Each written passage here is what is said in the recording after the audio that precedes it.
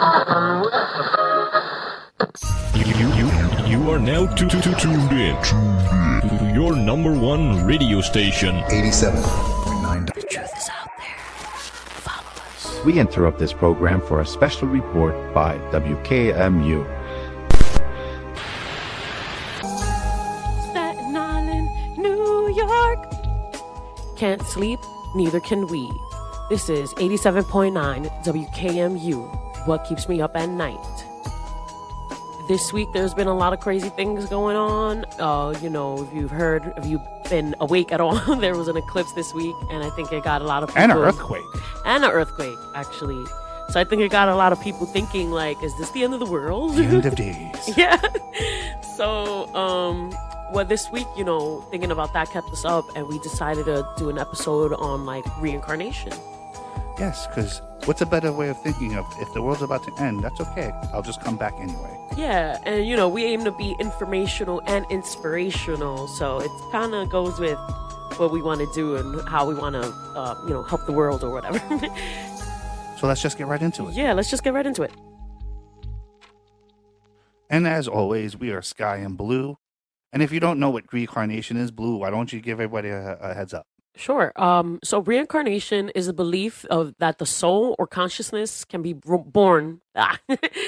Reincarnation is the belief that the soul or consciousness can be reborn into another body after death. The belief can be traced to like Hinduism, Buddhism, ancient Greece philosophy like Plato or Orphism, and maybe even ancient Egyptian religion. The Book of the Dead could be interpreted as the soul's journey through the afterlife and return to the body. And there's even like debate on if there's some Bible verses that can describe like reincarnation like themes. I said like a lot there. Yeah. Jesus was reincarnated, right? No, he came back from death. I don't know if Isn't that's... that reincarnation? Reincarnation is, I believe, when you come back into another body. Oh, he came back into like the same body. Yeah, that's a reborn, I guess, in a different way. He was born as himself. I think it's the same, but yeah, I can see why so you're that's, like specifying. Yeah, so that could be like a sort of like a theme right there. But also in the Gospel of Matthew 11:14 and Mark 9:13, Jesus refers to John the Baptist as Elijah. And this could theoretically mean that Elijah was reborn into John the Baptist. But then also in John 3:1-12, Jesus tells, I don't know how to say this word, Nicodemus. I feel like that's... Have you ever heard of Nicodemus? No. Me neither. Nicodemus. Oh, maybe. That one has to be reborn to see the kingdom of God. So you have to die and then come back to see the kingdom. Yeah. So those are kind of... I think that's definitely Jesus did that. It sounds like everything that they say to him, like, yeah. Well, Jesus might come in our next episode. It's going to be a doozy one. Okay. Stay tuned. Yeah. So our first story we're going to get into is actually quite known. Yeah, so our first story also happens to be the strongest story of reincarnation. The story goes that there was a girl named Dorothy Eady from Britain. Shout out to Britain. When she was 3, she fell down a flight of stairs, and for a short time, she appeared dead. I mean, anybody would have thought that. Yeah, like, what the then. fuck? So, is her neck supposed to be like that? like her legs all like bent the other way. So soon after this accident, Dorothy would start to ask to be brought home, even though she was home, and even developed a foreign accent syndrome. Yeah, this is a real syndrome that people can get. Where, like, right now, good day, mate. Good day, mate. We could be talking like this all the time, but but it's not you're doing it on purpose. It's just brain just automatically makes you speak into the accent of the language that you're speaking. That makes sense because I feel like you kind of your mouth moves differently with different accents. So I feel like that, yeah, it's possible. And then, one day her parents bring her to the British Museum, and it's here where she sees a picture of the New Kingdom Temple, which was a real place used in Egypt in 1550 BCE to 1070 BCE. It's a long time ago. It's basically like this beautiful little, it looked like stone. They call it a temple, but it's like, if you think of any old building, that's what it basically looked like. Okay. So when she sees this picture, she screams, "This is my home. This is my home."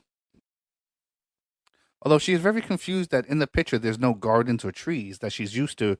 Like when she remembered being there, there was no trees there. There were trees, and she was wondering why they weren't there no more. And then she would continue her journey through her home.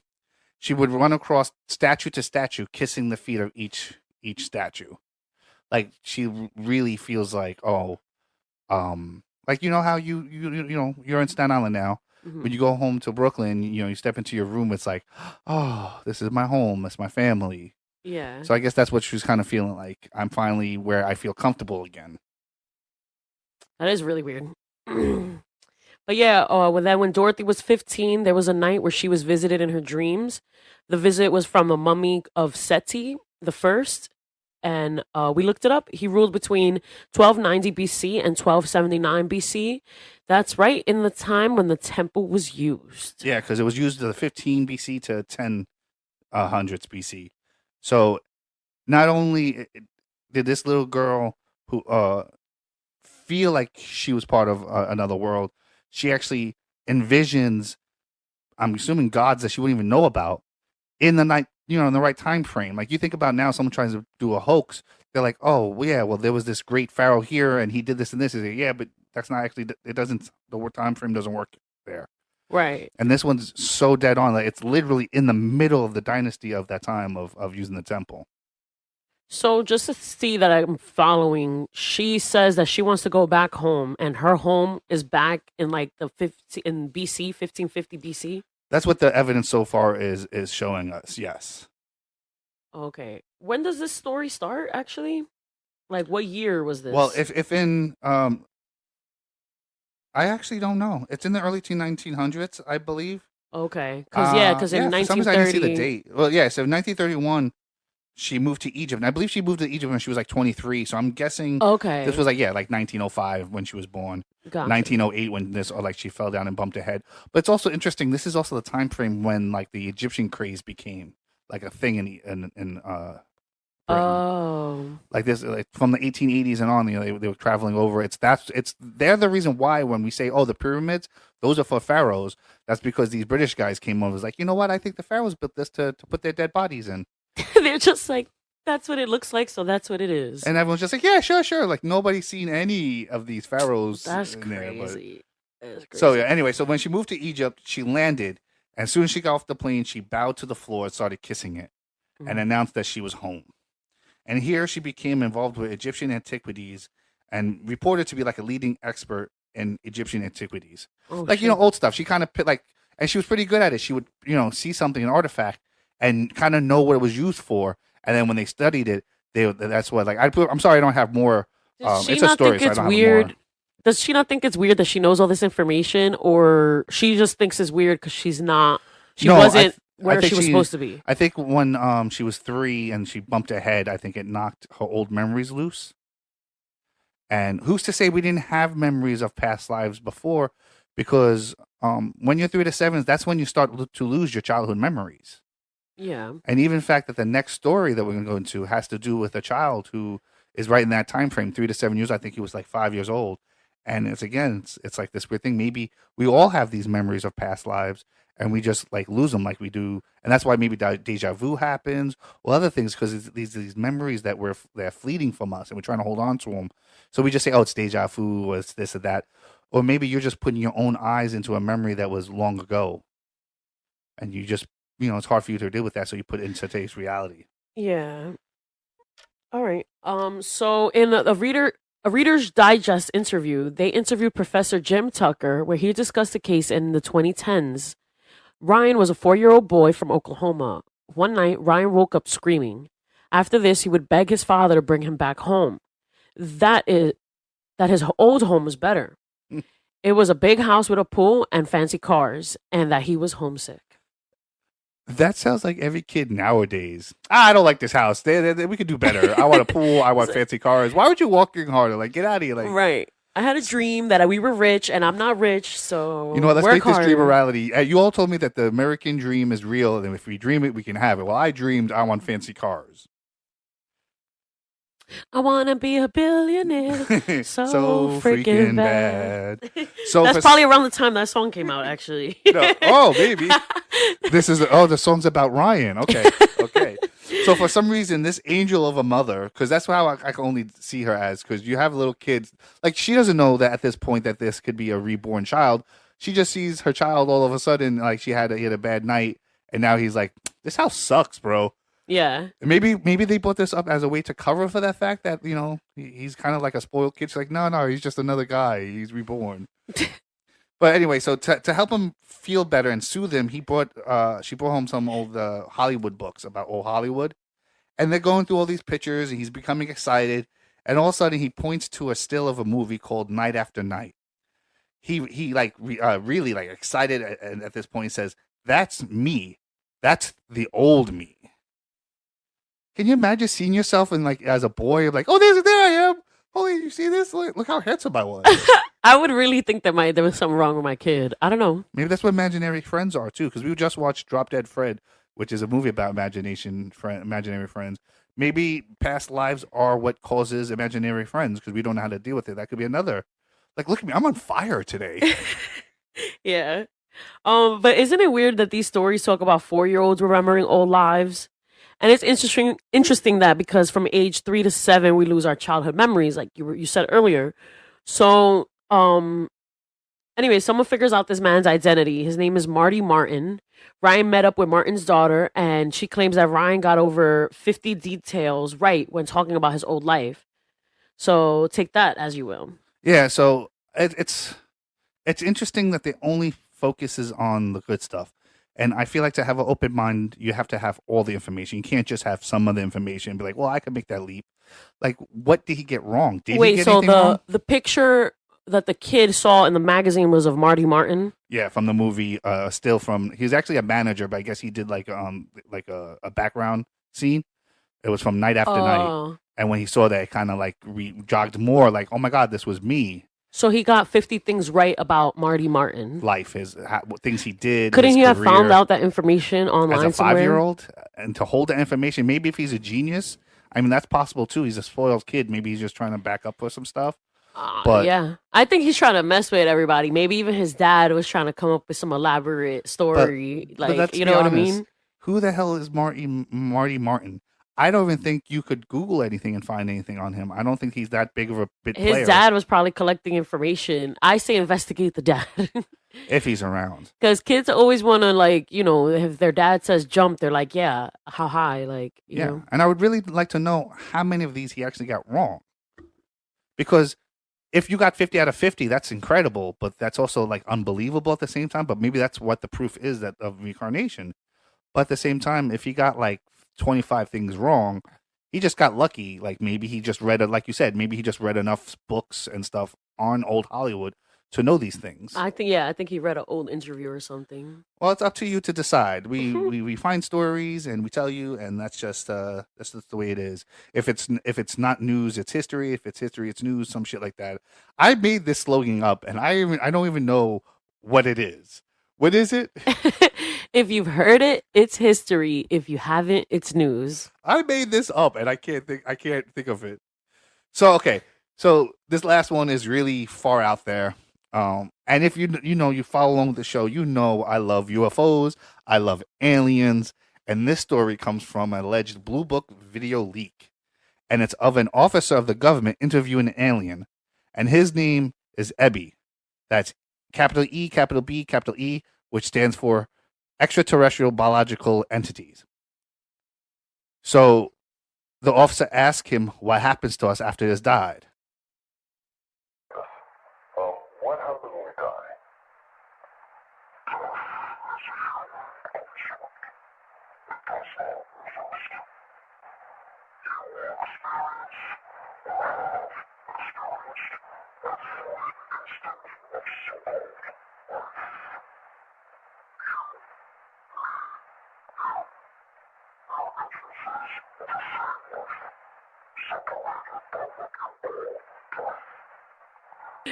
Okay, so for those who don't understand what the hell they were just saying, because it took me a bit to understand, it says, death is a human construct. It does not exist. You will experience and have experienced every instance of so-called life. You, me, him. So that's the end of the quote right there. Right. So, you die, you experience a new life, but this isn't the only story like this. Usually, these stories evolve around EBs, Yeah, Ebbies. the extraterrestrial biological An entity. entities. It's I'm a tongue surprised you remember twister. that all. It's a tongue twister. In fact, one story talks about how when we die, essentially our souls return to a place of energy and life. It's here where we take what we learned from that life and add to our experience.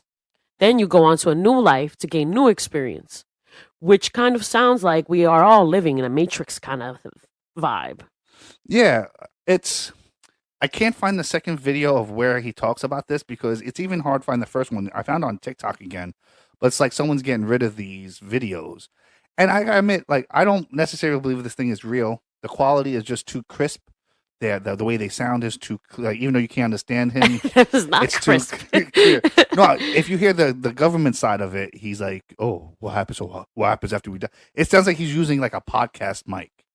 So it's hard for me to go delve in this too. But a lot of times I do this because there's a lot of misinformation out there. We should do a whole episode on how the government uses people to send out fake information about UFOs and then say that it's real, which means they know it's real and they're fucking with us on purpose. So That's we the birds don't know aren't real what. thing. The birds aren't real thing was like an experiment to see like how far you could tell people like That's oh, because the government is eventually going to try to trick us even more. Like, you know, I say I'm a conspiracy theorist, but I feel like I'm a very open minded, down to earth level conspiracy theorist. I don't believe in a lot of the theories, but there's definitely, to me, I feel like there's definitely something from the government that says we don't know, we don't want you to know what's going on, so we're gonna see how much we could get away with. Then you get the fake internet theory, the birds, and there's all these other things. It's just to, and the Mandela effect. I heard that the Fruit of the Loom one was like, you know, we did an episode on that. If you want, go check it out. It's just why is the government like these aren't like, again, conspiracy. These are actually leaked information that the government is doing these things with, like they're reportedly behind some of the Mandela effects just to see how much they can mess with our memory and change what the history was. So why would they even do that unless they're planning on getting you to remember things differently from your past so you can forget things that they done? yeah, no, it's fucked up and it's like pretty scary. And people think brain, it's funny yeah. because I'm like, there was a cornucopia, and then like you sound crazy, but it's like, I don't know, I hate this. Yeah, and then ancient aliens talk about how we come from the star people. And we talk about the Anunnaki. That was another big one that I think was part of the reincarnation thing because it's ancient cultures generally share a lot of the same stories, i.e., flood, first man, creation, stuff like that.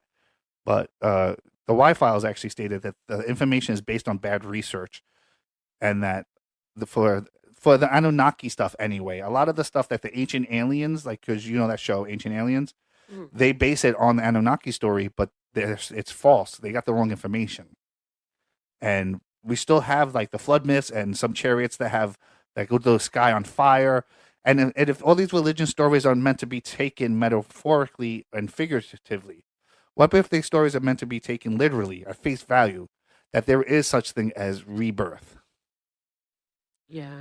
That was a quick little episode. Oh, hold I on. definitely want to. Oh, you had something?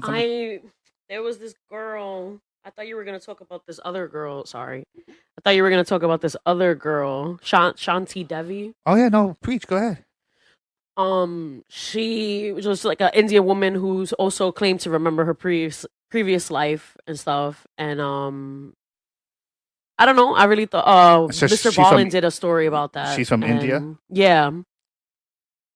And she was also 4 years old too when she, like, I don't know. Did she have a traumatic experience? Did she get hurt? Because like that boy Ryan, he woke up screaming in the middle of the night, like he had some kind of nightmare. It could have been his memories overflowing him. He didn't know what to do with it, and that's why he remembers. Like the next day, he's like, "Oh wait, this is not who I'm supposed to be." No, I don't think anything really crazy happened to her. She almost died giving birth, but yeah. Well, there's a couple other stories too. I cut them a little short only because I kind of want to talk about the earthquake and the eclipse a little bit. For those who are not paying attention to anything at all, there was an earthquake in New Jersey, the biggest earthquake we had in a couple hundred years. We don't have a fault as we know it on the West Coast. We do have one, but they don't move like that. It's very rare for us to have these earthquakes. And I'm not one of these ones that are saying, "Oh my God, it's an earthquake, it's a solar eclipse. That means it's the end of days."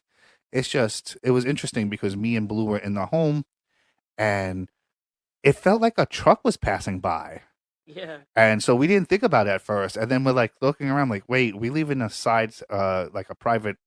It's a short little block. Like, why would a truck be zooming past us? Yeah, plus- it literally wouldn't be possible. It's not gated, but we live in a private community. So everything, all the streets here are very small, short, narrow. Yeah. Nothing that you can speed by like that. Yeah. And then- not a truck, a big ass truck that can make everything rumble. Yeah. And we do live by a train track, but that was too far away. You can't even hear the train here. And then all of a sudden, it just dawned on me, earthquake. And I asked Blue, I'm like, was that an earthquake? Because for all that happened, it wasn't even like I didn't feel the ground move. Did you feel the ground move? I was laying down. I definitely felt everything rumble. Yeah. I feel like rumble is a good word because I don't think I felt the rumble. I feel like I heard it. I sensed it.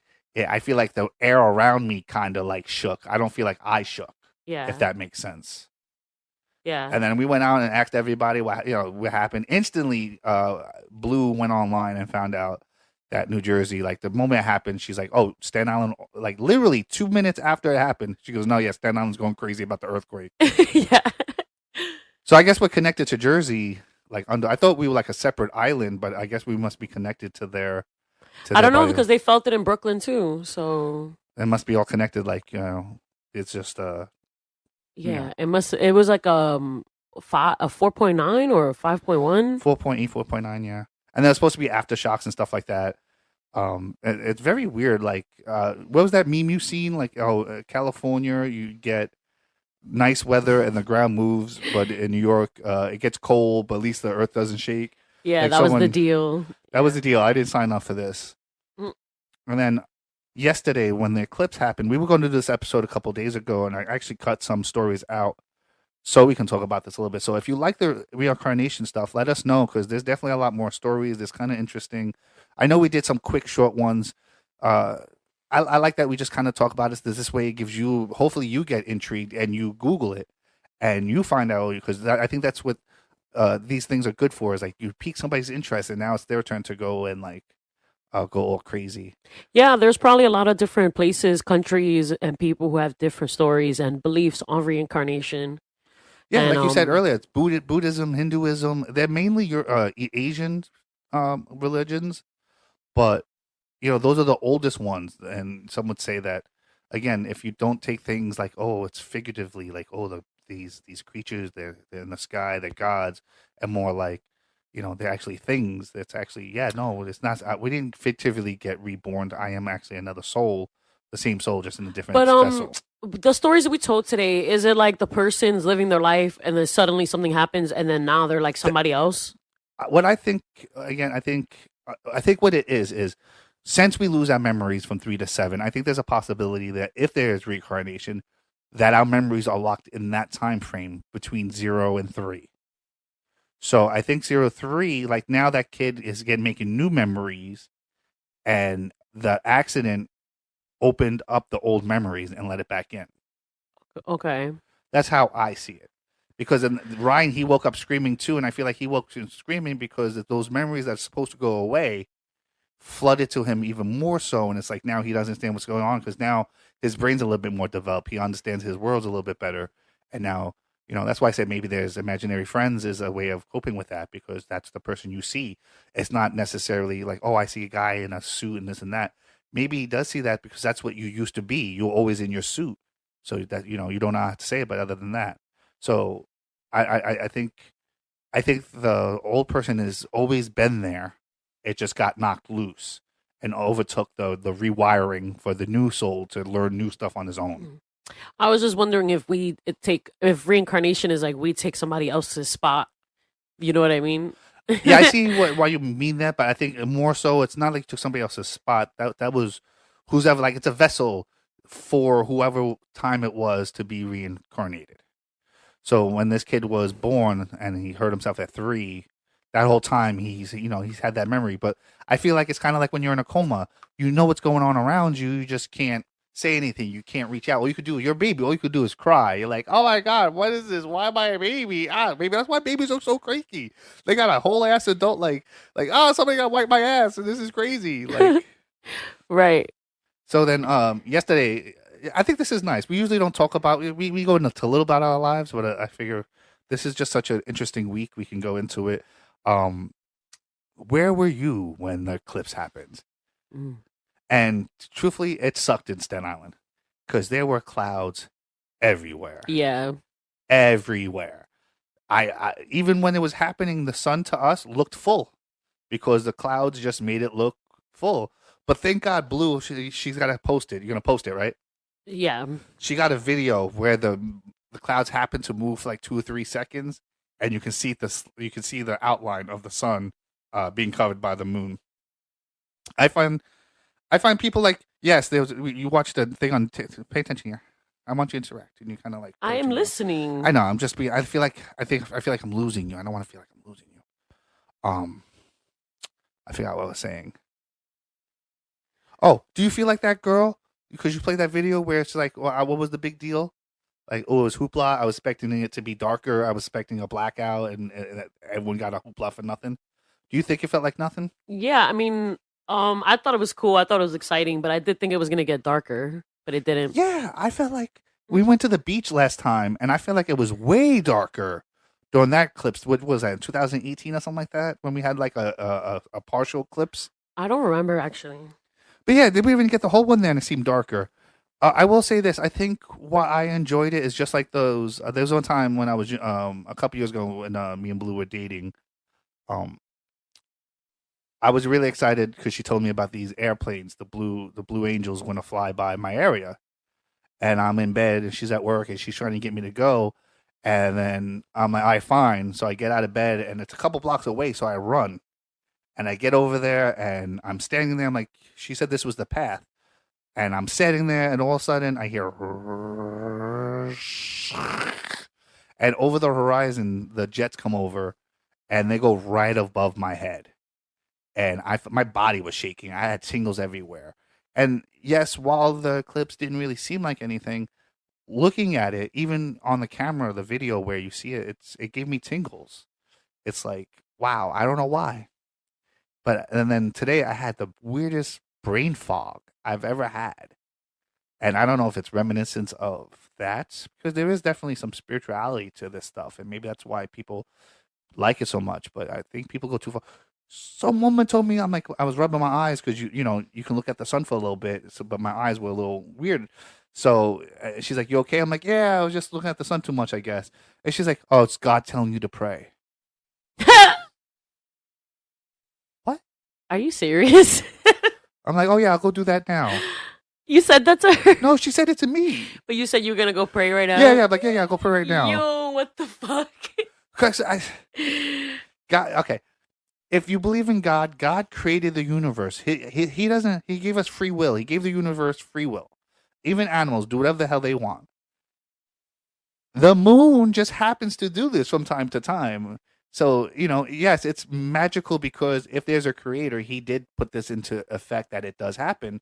But it's something that you should come to realize it's going to happen. And you can enjoy it for its magicalness without being all religious. And maybe that's what it is. People confuse the magicalness of that tingling of like, oh my God, look. Like I feel like for a second I was back in like Aztec days. We're like, oh yes, brave sun. Oh yes, Egyptians, bow down to the sun. Yes, bring the sun back. Don't cover it up. I'm bowing. Oh man. I hope ridiculous. I hope y'all at least enjoyed it as a little much as I did. These just like some of those things that just make me feel alive. Yeah, I agree. Okay, all right, everybody. I guess we gotta wrap it up. Isn't it strange they always know when we're at the end of a show? Like, are they listening? It's almost like everyone's listening. It's like they want us to talk about it. They just have to try to arrest us afterwards. But anyway, yeah, we should head out here. You can check us up on Twitter. Oh, I want to do this at the beginning of the show. If you like this episode, follow along. It's a little different than we're used to. Next week's episode, I don't know if it's going to be next week. Oh, so also, sorry for the long drop between these periods. I know we have to get going, but I just want to apologize. Blue's been racked at work. So I've been doing all the research and all the stuff that I can, but it's really hard to find time where, we have animals, we have responsibilities, and she's at work all, 6 days a week, basically. Yeah. So follow us on Radio Pod, follow, comment. It really helps us out. It helps us know that you're liking the stuff, even though you're coming back. Obviously, you like it, but you know what I mean? Yeah, we really appreciate you guys so much. I hope you take care of yourself, check on yourself, check on your friends. And everyone deserves love, even you. This has been it. 87.9 WKMU production, signing out. Bye. This concludes our broadcast day. Good night, and God bless America.